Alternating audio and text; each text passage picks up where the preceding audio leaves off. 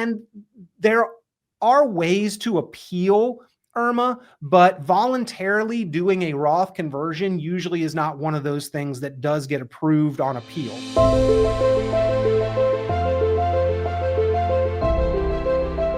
Peter, very good to see you. Welcome back, everyone. Today we get to talk about the one money move that could add years to your nest egg. Let's address the number one fear of most retirees: running out of money. And one way to make your nest egg last longer: figure out how to keep all of it in your pocket as opposed to sharing some of it with the government. So I want to show you this headline, Peter, from the Wall Street Journal. How can converting your tax deferred accounts to Roth accounts add years to your retirement nest egg? Yeah. Well, you're never going to keep it all in your pocket because there's a cost to doing this. It is pay me now or pay me later. But a long, long time ago, the government figured out that allowing you to defer paying your taxes amounted to a larger nest egg of taxable dollars once you retired. So they ultimately would get to collect even more. So we do want to be tax efficient. That's going to help us to keep more of our money. Taxes are on sale right now, and you can be tax efficient and, again, keep more of your money. Being efficient with taxes is as effective as shooting for higher returns, but with far less risk. So there's this great chart on the screen right now that those just listening to audio are not going to be able to see, to follow along with. So I'm going to try to explain it. And this chart essentially looks at a comparison during your working years and then in retirement, and takes it at face value that we will be in a lower tax bracket or rate once we retire, which I have some issues with that, but let's just take them at face value that what we've always been told, that we will be in a lower tax bracket once we retire, does hold true. And this chart compares saving in a traditional tax deferred account versus saving in, for instance, a Roth 401k. So your traditional 401k versus your Roth 401k. And during our working years, it pretends that we are in a 25% tax rate. So in order to get $10,000 in your traditional tax deferred 401k, you only have to earn $10,000. You don't pay any tax on that, and $10,000 goes into the account, but you have not paid tax yet. Now, let's say that you did that over 10 years. You would have saved $100,000. And let's say over those 10 years, you had pretty good returns and you doubled the money. That would take an 11.4% compound annual rate of return, by the way. So we're keeping all of these variables absolutely uniform across the traditional versus the Roth. So in order to get the same $10,000 in a Roth 401k in a 25% tax rate, we would actually need to earn $13,333. We earn that money, we pay the 25% tax on it, and then $10,000 goes into the Roth 401k. Well, over the same 10 years with the same exact returns, that means we now have $200,000 in a Roth, and we've paid $33,333 in taxes. Now we flip the page and we retire. And again, taking them at face value, we drop from a 25% tax rate to a 20% tax rate. So on one side, we've got our $200,000 that we have not paid tax on yet, and we need $40,000 a year for income. Well, if we're in the 20% tax rate in retirement, that means we need to pull out $50,000. We pay $10,000 in taxes to net the $40,000 that we want to spend. Well, out of our $200,000 theoretical balance here, we could only do that 4 times.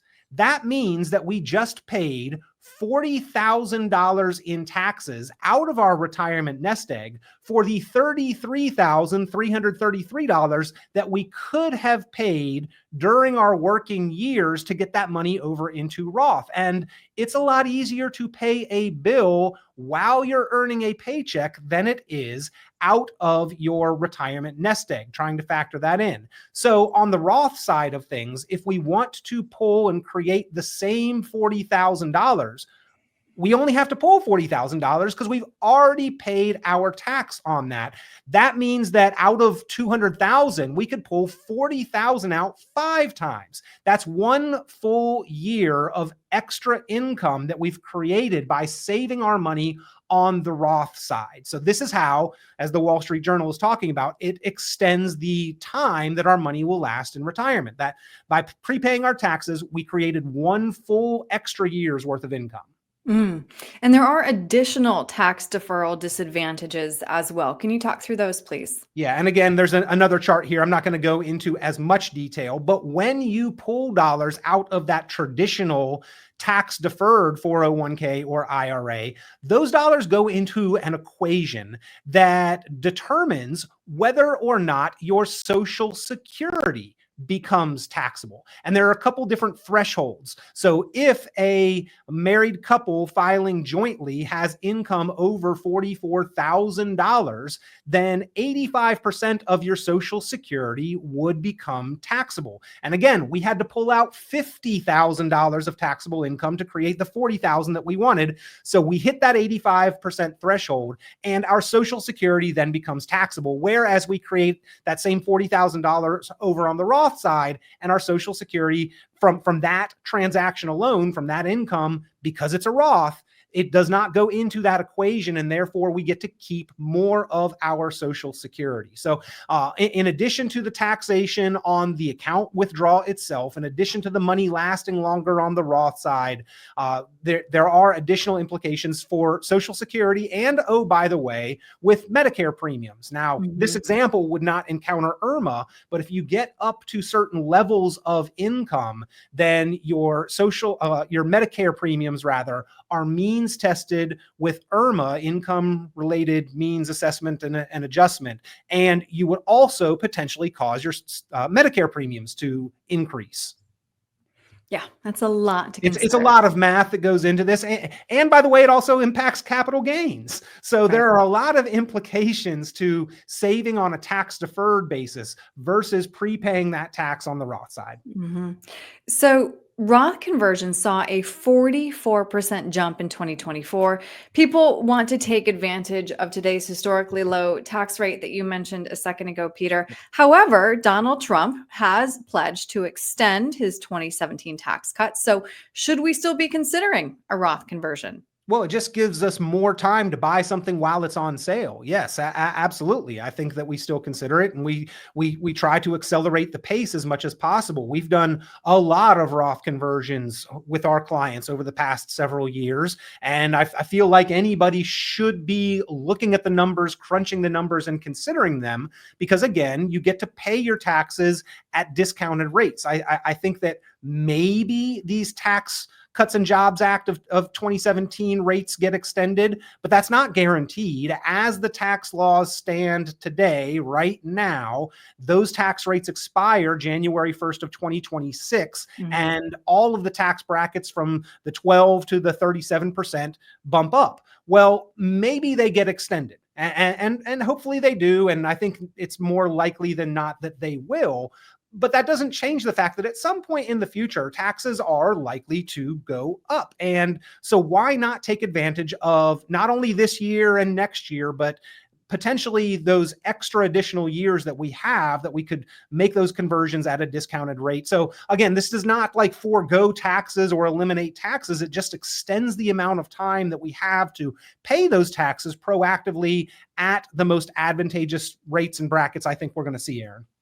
So what are some risks or downsides to Roth conversions that retirees should keep in mind? Well, I mean, number one, you've got to pay the tax on the conversion. So there's the expense of it, right? You've got to be prepared for that. You've got to have that either cash or it's deducted from the account balance itself. There's kind of 2 ways to do that. There is one that is technically better than the other, but either is probably a good move if it makes sense for your situation. And again, we help people crunch the numbers on that. We've got an online calculator, 919retired.com, which can show you your numbers. You can take a look, but you do have to be prepared that there will be a tax cost.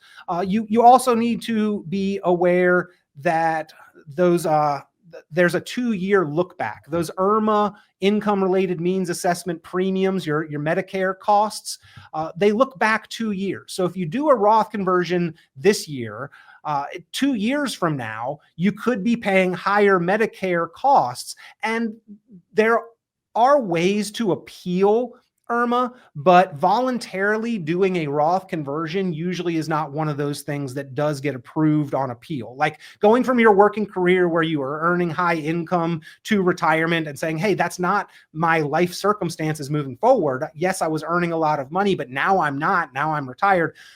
That more often than not, at least, is grounds for an appeal to IRMA. But because I voluntarily did a large Roth conversion, probably is not. And then you've got to worry about the 5-year look back as well. Technically, to pull money out of a Roth IRA, the Roth needs to have been established for at least 5 years. And I know that there's like some exceptions, and the original principal can come out at any time. And after 59 and a half, there's some leeway. But the point is that a Roth's true value is the growth over time while it's invested occurs tax-free. The value is not in moving the money to the Roth.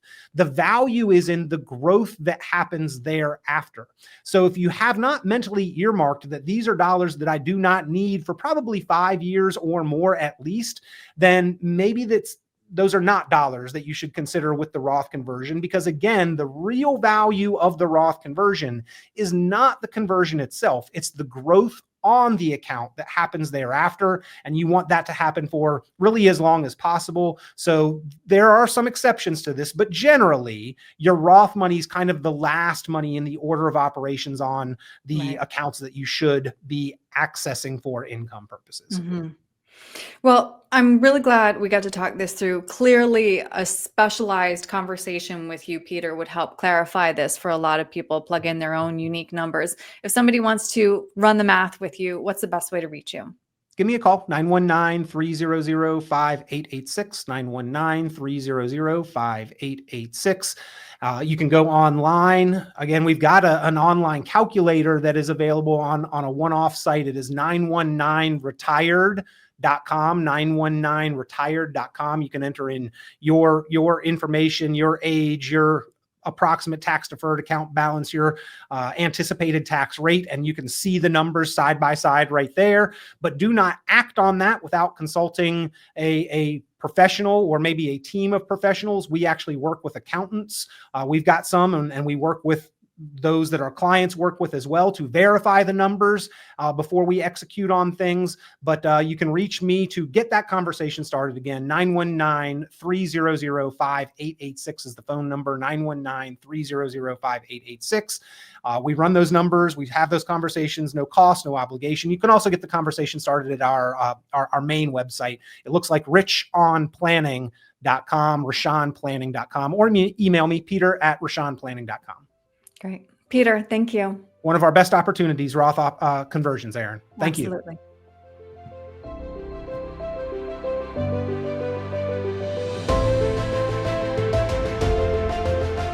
Hey folks, Peter Richon here with Richon Planning. So glad that you are enjoying the podcast, Planning Matters Radio. You know, one of the tools that we've put out there that people really seem to appreciate and really are finding of value is at 919retired.com. It is your retirement tax bill calculator. If you've got any kind of retirement account, your tax deferred, 401k, or IRA, this is the website, this is the resource where you can go, you can plug in your own numbers, your information, you can slide the tool calculator up and down for your tax rate or your amount of savings and see what your tax bill is likely to be if you default and defer to the IRS's plan versus what you could potentially bring that tax bill down to. A lot of times it is a very significant savings. So if you have not yet, go to the website 919retired.com, run your numbers on the retirement tax bill calculator.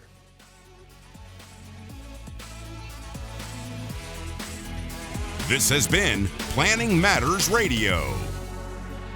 The content of this radio show is provided for informational purposes only and is not a solicitation or recommendation of any investment strategy. You are encouraged to seek investment, tax, or legal advice from an independent professional advisor. Any investments and/or investment strategies mentioned involve risk, including the possible loss of principal. Advisory services offered through Brookstone Capital Management, a registered investment advisor. Fiduciary duty extends solely to investment advisory advice and does not extend to other activities such as insurance or broker-dealer services. Advisory clients are charged a quarterly fee for assets under management, while insurance products pay a commission, which may result in a conflict of interest regarding compensation.